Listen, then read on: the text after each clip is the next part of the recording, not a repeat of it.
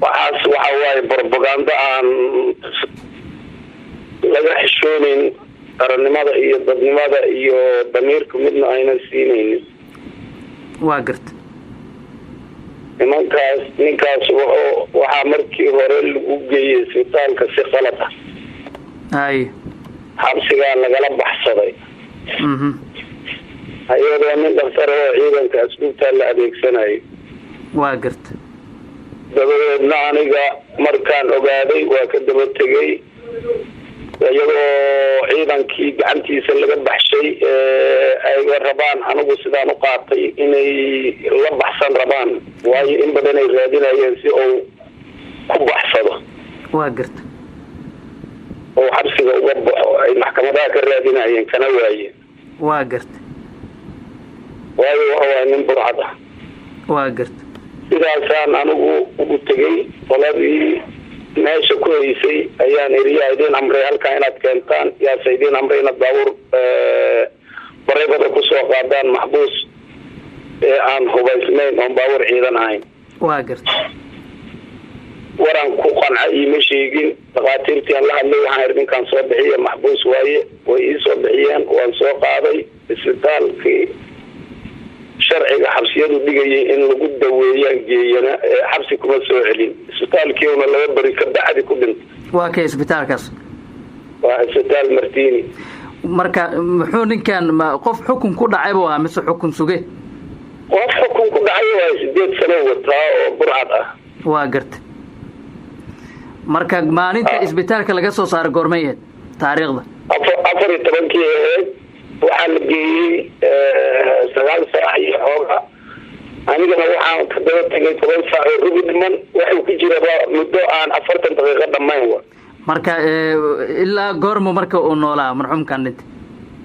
ilaa 15 uu nala kastamayo waa caafimaad. marka isbitaalka oo Martini ku jiray.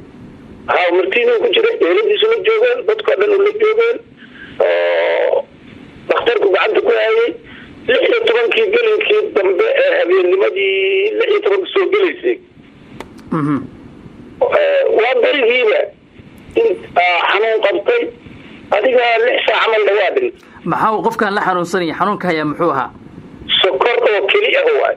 marka isbitaalku ku dhintay oo adiga aad geysay sharciga aad dhahday mise wuxuu ku dhintay xarun ciidamada?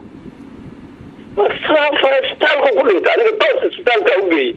waa garta 10 saac rubi dhiman aan qaaday 10 saac oo buuraara dhakhtarkan ku wareejiyay. marka maxaa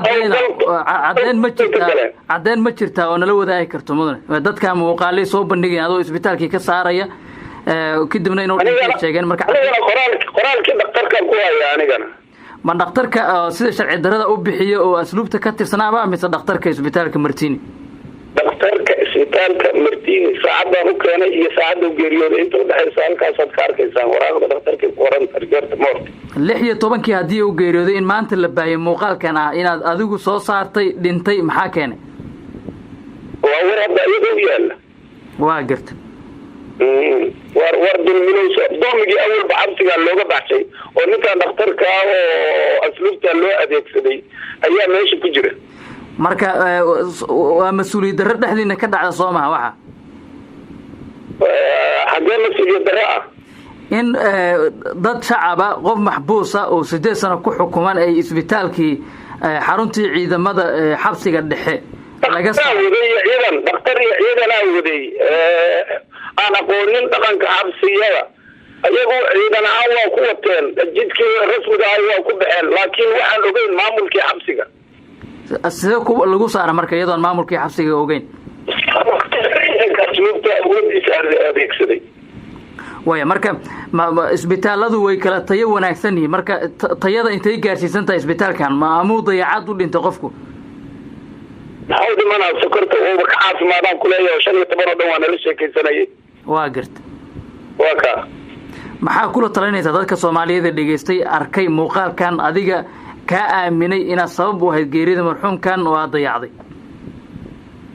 waxaan leeyahay idin lubin dad muusan waaye dadka warkaas sheegaya isbitaalka si sharci darraa lagu geeyo si sharciyaana looga soo bixiyo loo geeyo goobtii sharciga ahayd waayo maxbuuskiiba gacanta ciidanka uu ka baxay